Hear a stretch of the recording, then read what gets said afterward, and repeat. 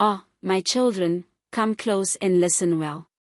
For not every smile hides kindness, and not every tear is born of sorrow. In the quiet village of Augury, by the slow-breathing river that sang lullabies to the moon, lived two girls who were closer than the threads in a woven mat. One was Lomi, sharp as a thorn, clever as a weaver bird. The other was Oda, gentle as morning dew, and beautiful in the way that made elders whisper blessings under their breath. Lomi and Oda grew like twin yams from the same soil. You'd see them racing past the red mud huts, laughing with their skirts flying, or plucking mangoes together, teeth sticky with juice. People would say, these two, like palm oil and yam, meant to be together. But time, it moves like a river, quiet but never stopping. When Oda turned 17, her beauty became the talk of the village. Her skin, dark like freshly roasted cocoa, glowed even in the shade. Her eyes, soft and steady, held the kind of peace that made babies stop crying. Men came with gifts. Mothers whispered her name in prayers for their sons. And then, the greatest of all, King Obi himself noticed her. King Obi was no ordinary ruler. He was tall, with shoulders broad like a warrior's, and a voice deep as a drumbeat. Though powerful, he ruled with a quiet heart and a sharp mind. One day, he saw Oda at the river, helping an old woman wash calabashes. She didn't know who he was. She just smiled and offered him water. That moment, it changed everything. Within moons, the king sent for her. Not as a concubine, no, he married her. There was dancing that lasted for days. Drums roared. Elders poured libations. The village rejoiced, and so did Oda's parents, who now walked with their backs a little straighter. But not everyone danced with joy. Lomi stood behind her smile like a wall hides a snake. She hugged Oda at the wedding, her arms tight, her voice sweet. But inside, her heart twisted like a storm in a calabash. She would smile by day and cry by night, whispering bitter things to the shadows. Why her, she would hiss. Why not me? Envy, my children, it grows silently, like mold on yam. One night, when the moon was thin like a dying lantern, Lomi left the village quietly, her feet bare, her heart burning. Deep in the forest where even hunters feared to go, she found the witch, Idu, the woman who spoke to trees and drank the wind. Her hut was made of bone and woven vines, and her eyes had no whites, only darkness. Lomi knelt and begged. Turn her into something, anything. Take her beauty. Give me her place. The witch studied her. The price, she said. I'll pay. So Idu gave her a small clay pot with a thick, golden potion. Make her drink this. She will become a golden fish. But beware, no evil deed goes unpaid. Lomi took it and thanked her with a trembling voice. Lomi returned to the village like a songbird returning after a storm. She smiled brighter than before, laughed louder, and even brought sweet yam to Oda's palace door. Let us walk to the river, like old times, she said, eyes sparkling like broken glass. Oda, ever kind, hugged her tightly. I've missed you, Lomi. They walked hand in hand down the river path, just like when they were girls.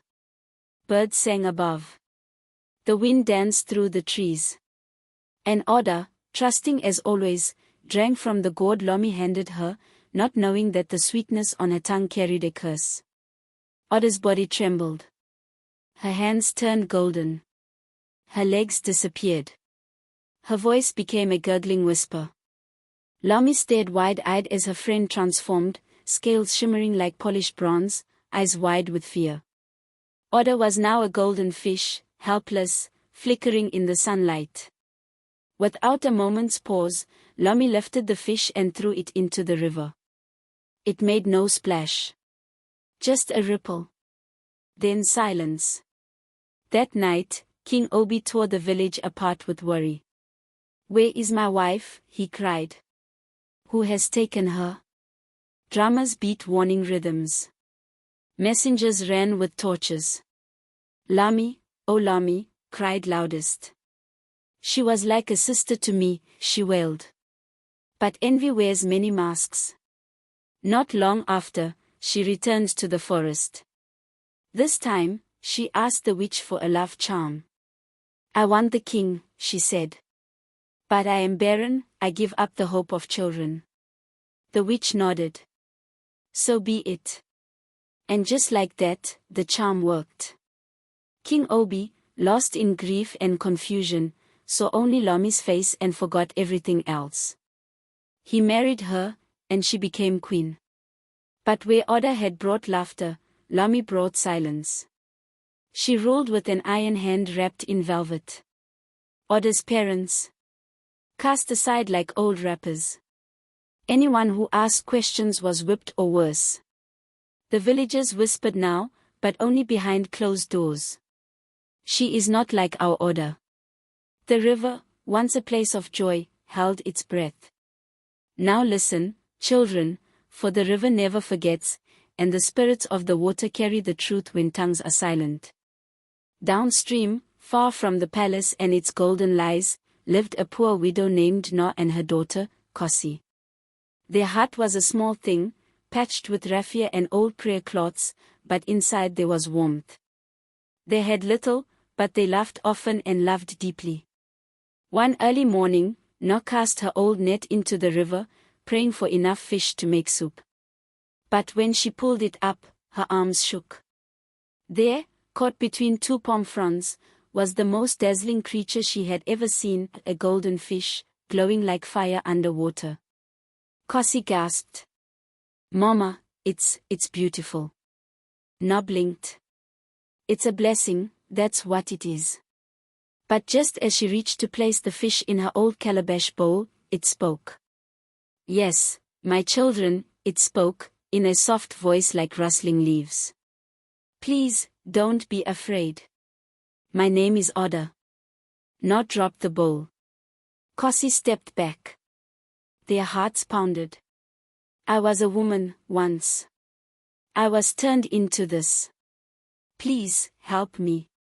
And though Na's hands trembled, she wrapped the fish gently in wet cloth and whispered, "You are safe now.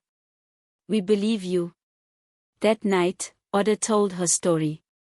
Her voice was tired but strong, and as she spoke, Kosi wept. "How can people be so wicked?" she cried. "She was your sister." Na held her. "Envy is a snake. And snakes bite even those who fed them." The next day, word spread. A merchant, kind and old, came to buy palm oil from Na.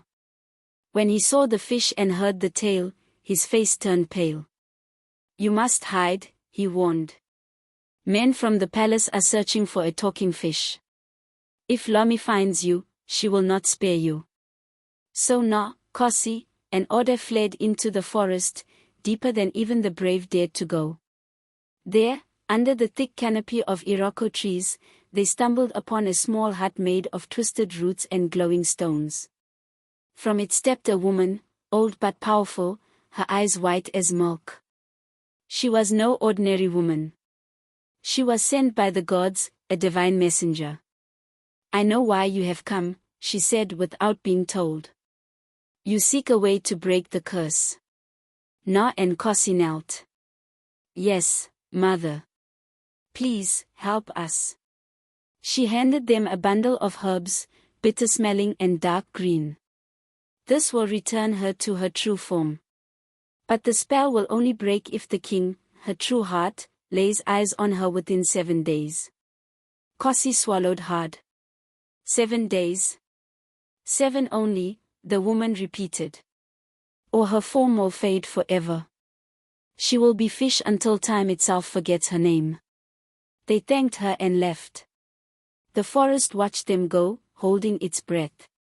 By now, the palace had grown colder. Though gold lined the walls and silk draped the windows, joy had left. King Obi, even under Lami's charm, felt something missing, like a tune half remembered or a name he should know but couldn't. He drank more. Spoke less. The fire in him dimmed. Meanwhile, Na and Kosi returned to the village in secret. At night, they crept to the edge of the compound where Oda's parents still lived, now poor and abandoned.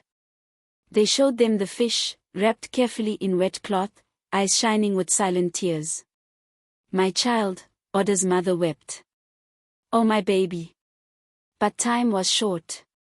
"We need someone," Kosi said, "who can reach the king." The answer came from the old palm wine tapper, a quiet man whose back was bent like a bow but whose heart was clean. He was the only one still allowed to bring wine directly to the king.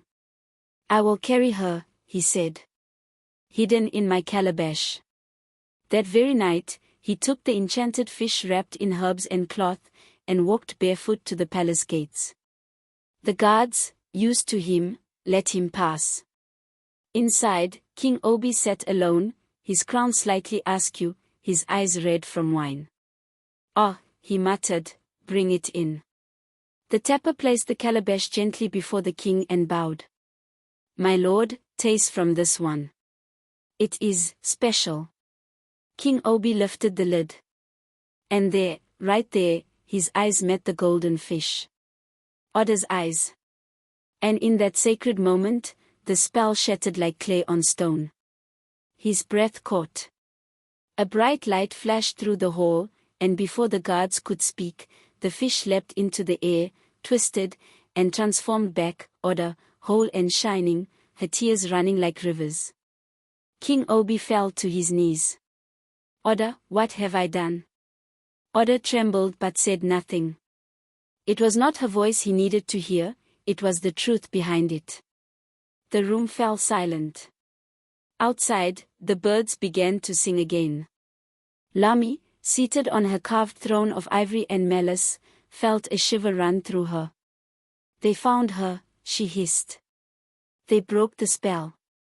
Fury boiled in her chest. She rushed back to the forest, her feet pounding like drums, her fine clothes torn by branches. She burst into the witch's hut. "Give me something. A charm. A poison. I want them both gone." The witch, her eyes darker than storm clouds, held up a charm, small, black, humming with power. "Take it. But do not look back once it begins its work. If you do, the magic will turn on you." Lami snatched it and ran. But pride, my children, is a stubborn mule. As she neared the palace, whispers rose behind her. "Isn't that the queen? She looks mad. She's trembling." Flattery clung to her ears like perfume. She turned to see who spoke. Just one glance. Just one. The charm twisted in her hand. The wind roared. Her eyes rolled back. Lami screamed, a wild, terrible sound, and began to laugh and weep all at once. She tore at her own gown, ran barefoot through the market square, cursing shadows and spirits. Then, like thunder on a clear day, a fast-moving trader's truck, returning from the city, struck her down. Her body was buried quietly. No drummers. No dancers. Only the wind attended.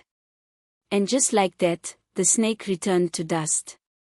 King Obi, freed from enchantment, fell at Oda's feet. "I was blind," he said. "But not anymore. Forgive me, if your heart can." Oda, holding his hand, nodded. "Not for me, but for the people. Let peace return." He wept. Oda's parents were restored. Na and Kosi were brought to the palace and honored with riches and land for their courage. A home was built for them beside the river where it all began. And in time, Oda bore twin sons, strong, healthy, and smiling like sunlight on water. The village healed. And every year, on the riverbank, they told the story. Of a girl who turned into a fish. Of a friend who became a snake. And of the ones who stayed kind when the world went dark. Because, my children, envy burns the hand that holds it. But love always finds its way home.